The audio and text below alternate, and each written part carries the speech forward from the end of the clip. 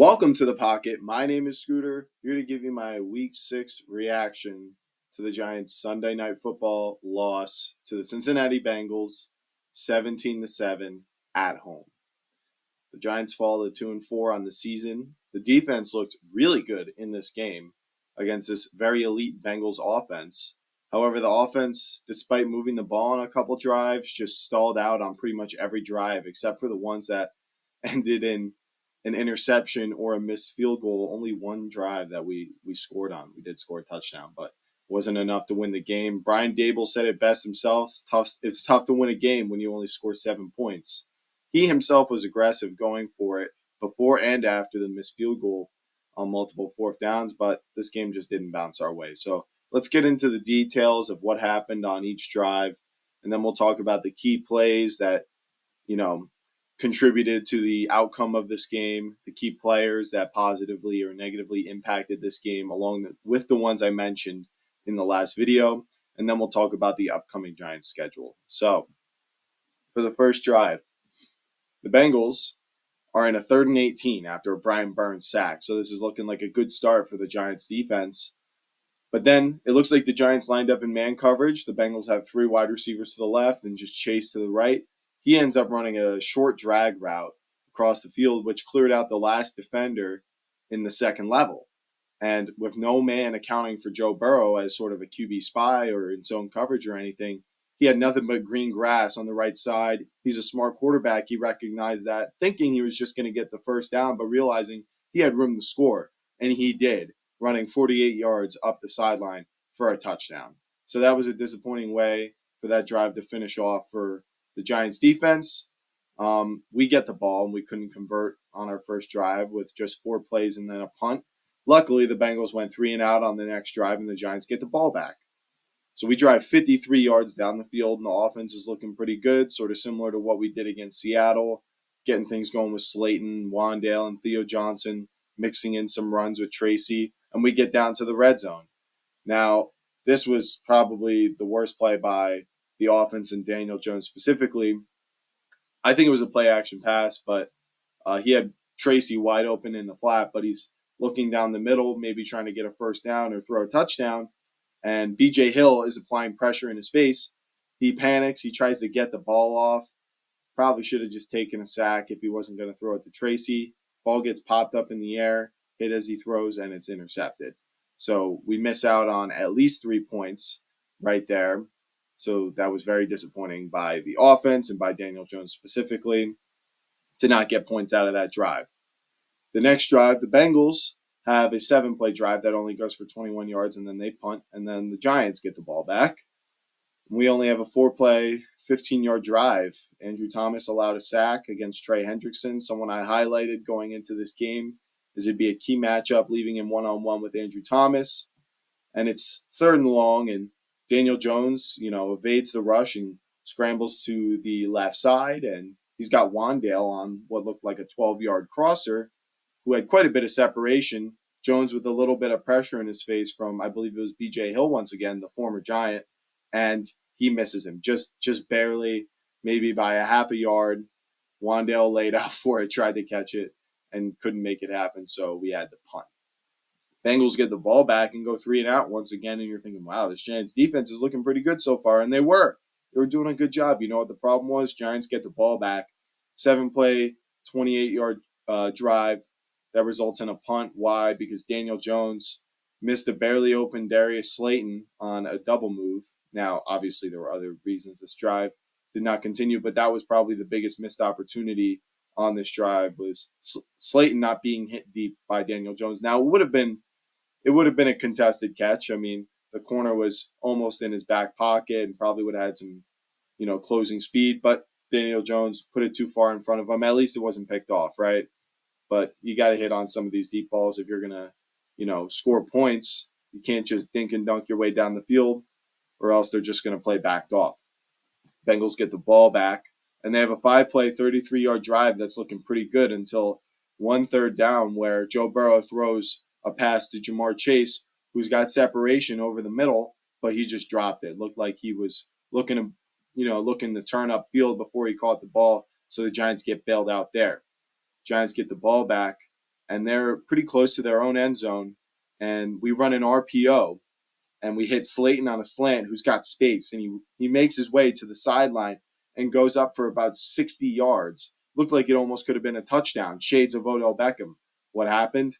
It gets called back by a penalty, a legal man downfield. That's the thing that's so tough with these RPOs is even when you do them right, from a passing standpoint, the offensive line has to find a good balance of blocking for the run, but not going too far downfield in case Daniel Jones decides to pass it. So that was really unfortunate. It really took some of the air out of the offense.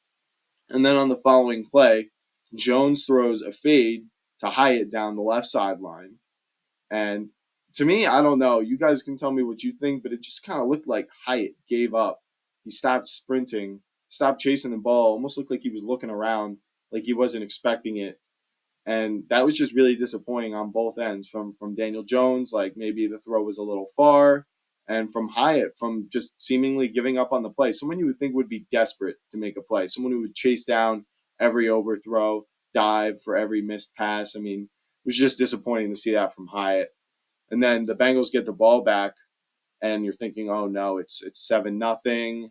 They have the ball before half. They're going to make it a 2-score lead, whether it's a field goal or a touchdown. But Azeez Ojulari, someone I mentioned in my preview video, stepping in for Kayvon as our number 2 edge rusher, gets 2 sacks in a row. First one where Burrow is scrambling around the pocket and Azeez trips him up. It's only like a sack for a 1-yard loss. But then the second one, I believe we ran a stunt, and he gets right up the middle, right into Burrow, and pile drives him into the ground. That was a great sack by Azeez. And then Giants get the ball back and kneel it out to end the first half. 7-0 Bengals. So Giants get the ball to start the second half. What do we do with it? Nothing. Slayton has a drop. And then we have a nice passing play to Theo Johnson that went for what looked like a first down, but it gets called back because Jermaine Illuminar was lined up too far in the backfield, something that's getting called way more often this NFL season. They're trying to crack down on these tackles cheating on these passing downs, lining up too far because they're not technically on the line of scrimmage. And then the Giants go for it on fourth down, and we throw a short pass to, I believe it was Slayton. No, I think this was Wandale. I could be wrong. Tell me in the comments, but it was broken up by Mike Hilton. It's just too bad. I mean, you like to see some aggressiveness in a game like this where you think eventually this Bengals offense is going to, catch fire and they're going to start scoring touchdowns, but failed to convert on that fourth down. It's okay, though, because we end up getting it back.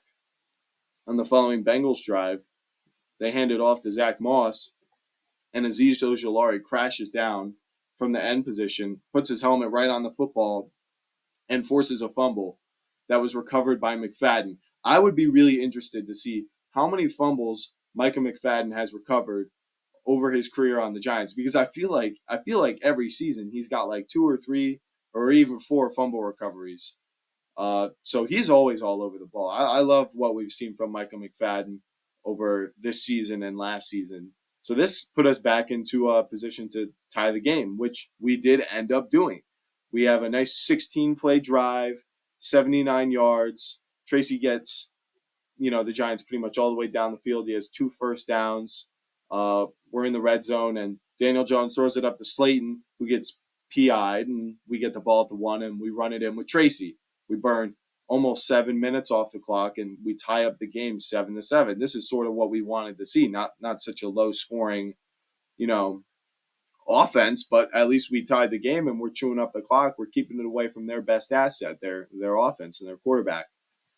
So how do the Bengals respond? Well, they go on a 9-play, 51-yard drive that burns 5 minutes off the clock. That gets all the way down to the 1-yard line, where how they got there is Joe Burrow scrambled on one play and found Chase for a 30-yard gain. And, we were containing him pretty well up until that point, so I wasn't too upset. It was going to happen at some point. And then Higgins, from I think it was the 11-yard line, runs a curl, catches it, and gets tackled by 3 Giants down to the 1-yard line. So that's how they got down there, and they run it in for a touchdown, but it gets called back for holding on the Bengals left guard. So they can't convert for a touchdown, and they settle for a field goal, and now it's 10-7 Bengals. All things considered, this isn't a bad spot to be for the Giants. And you could see that by what happens on the next drive. We have an 11 play, 42-yard drive that chews up 5 minutes of clock. And we convert a fourth down with a QB sneak from Daniel Jones that was looking pretty good in this game. The short yardage and the mobility we've been using from him was definitely evident in this game. But we can't, go for it every fourth down. We get in the field goal range and we trust Greg Joseph and the new holder. The holder did fine. Greg Joseph shanks the field goal to the left. He kind of just barely missed by, maybe a yard or two, but you hate to see that. An opportunity to tie the game against this team that's been struggling, right after a fumble and right after they just take the lead, you go ahead and tie it up and make the situation the same again. You would have really liked to see how the team morale would have been affected by us tying up the game because we're getting pretty close to the fourth quarter here. But anyway, we missed the field goal. Bengals are still leading 10-7.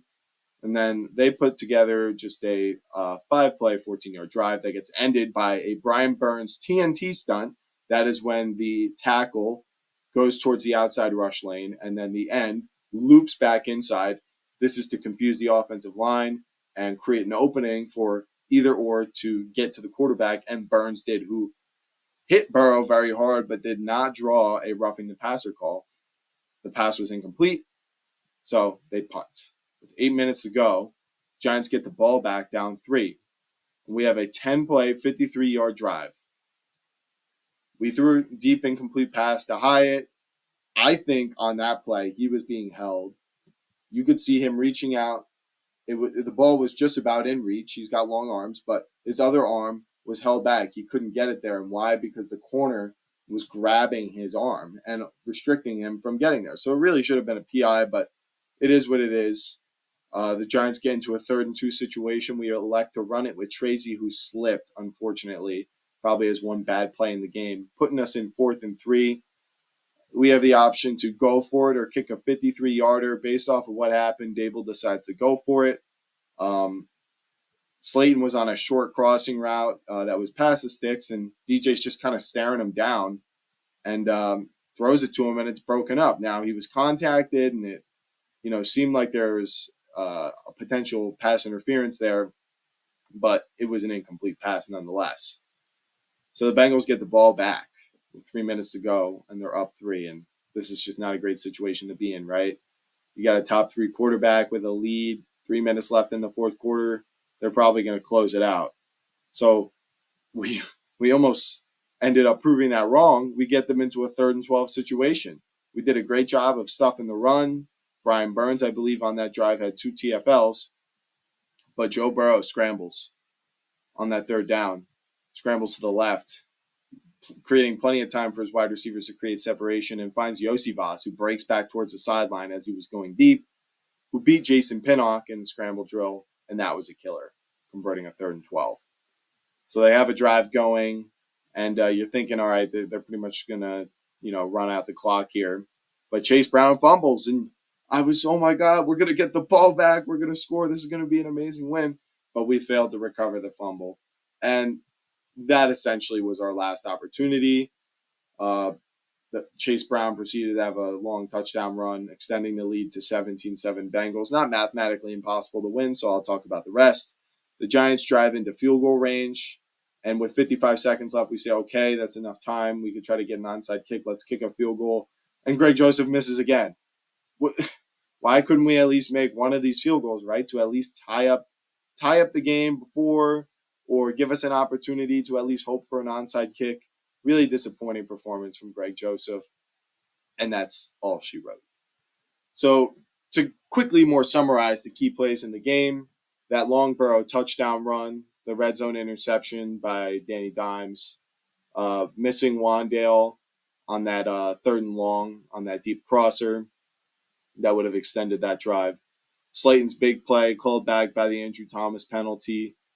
We failed to convert a 4th down around midfield on the first and second half, I believe. Burrow finding Chase deep on that scramble, and then them getting the field goal to take the lead. We missed the field goal in the following drive that would have tied it up. Second, fourth down that we failed to convert. Burrow scrambles and finds Yossi Voss on 3rd and 12 on what would have given us the ball back with a chance to score a touchdown and win. And instead of recovering the Chase Brown fumble, he proceeds to get a touchdown because the ball gets knocked out of bounds. Then the second field goal that we missed. So thoughts on the key players, the 6 key players that I mentioned, 3 from both each team. Daniel Jones, the one really bad play, the red zone pick. You just, come on, you can't do that. Can't panic. Can't miss out on points. You could have just taken a sack. He already messed up by not throwing it to Tracy, so you hate to see that. Missing Wandale to extend the drive, not as bad of a play, but you gotta.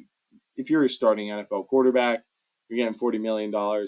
You should be able to make that play. That's for sure. Something we saw him do in that playoff game versus the Vikings. That's the guy who we were hoping to get when we paid him. And then failing to convert on the 2 fourth downs. So 4 bad plays ish by Danny Dimes.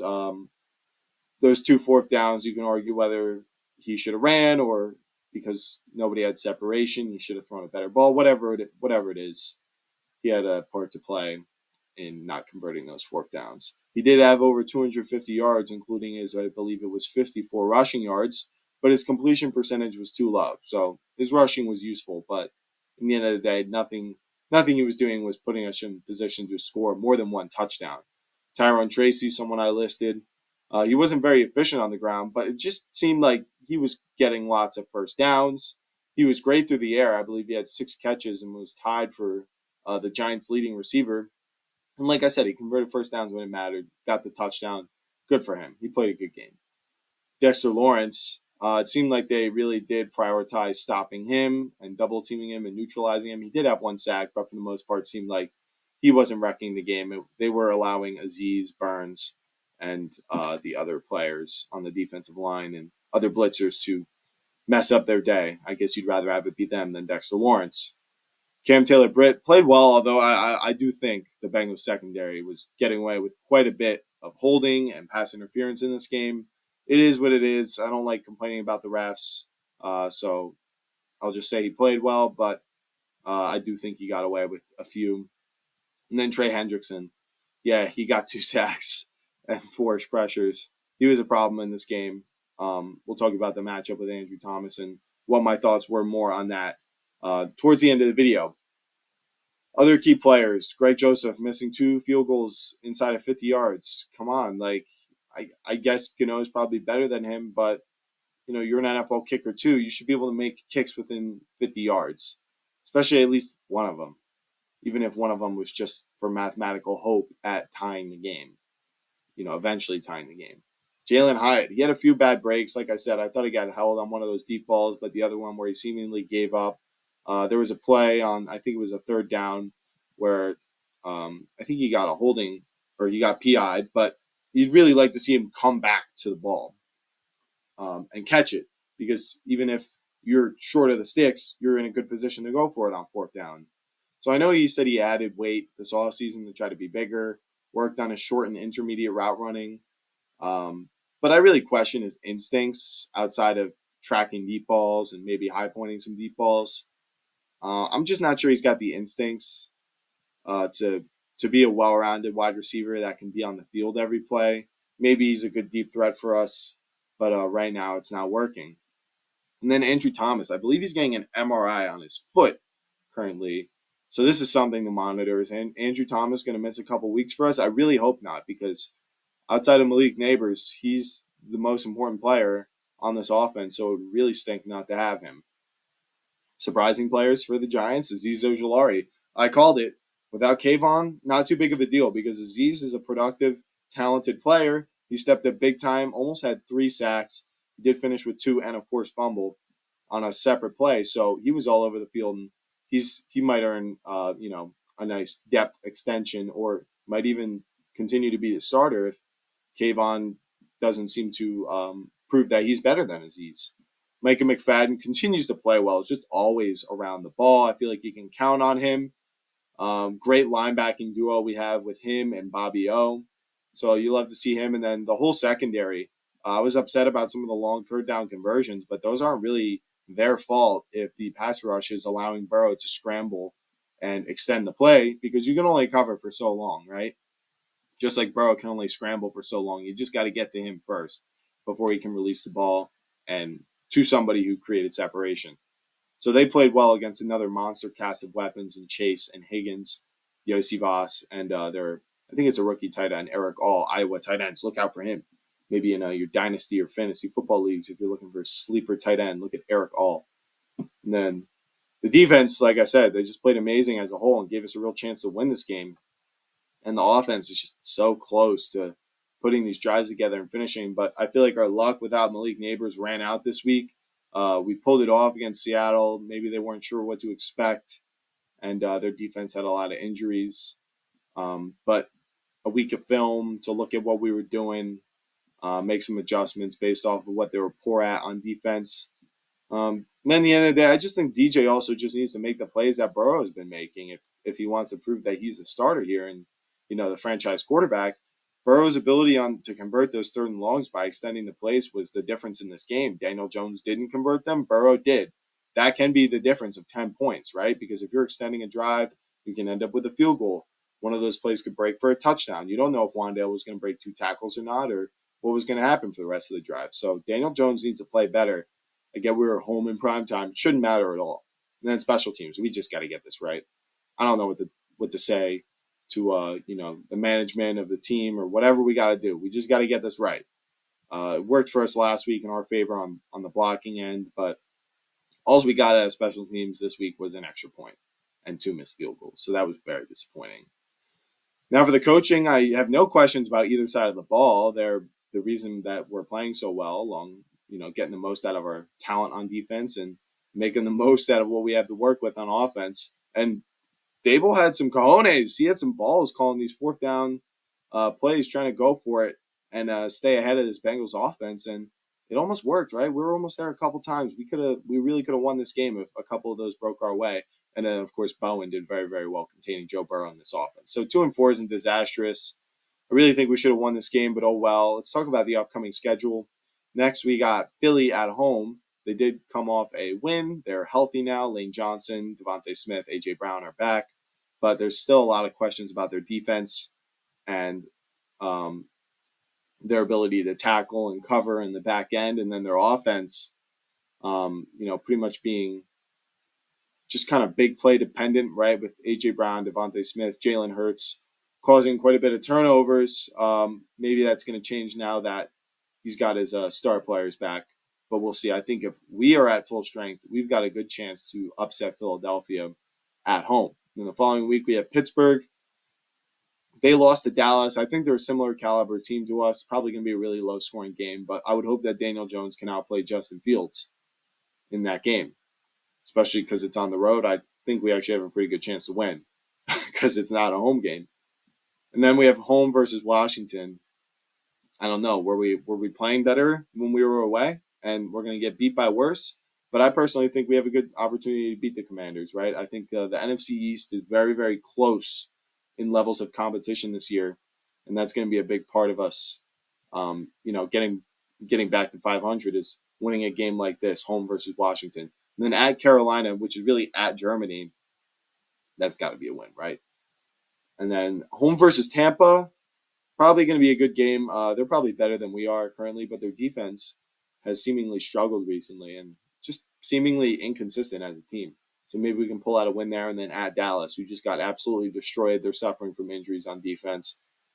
They're going to be looking to get a win against us at home, but I think it's pretty possible that we go 3-3 or 4-2 in this stretch.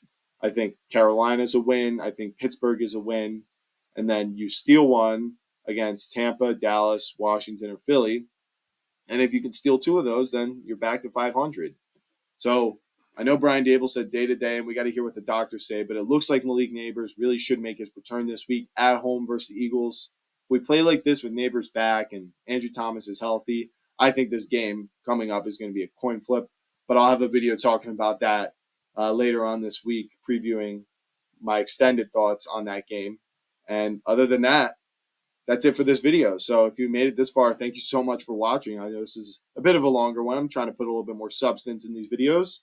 Hit that like button to support the channel. Leave your thoughts down in the comment section.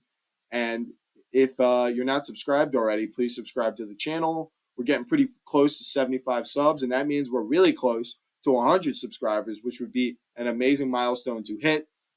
I'm hoping to hit it maybe before like week 10. That would be pretty awesome. And like I said, keep an eye out. Hit that notification bell so you hear when I release that Eagles preview video. Other than that, rest easy, Giants fans. We're going to have an opportunity next week. Peace out.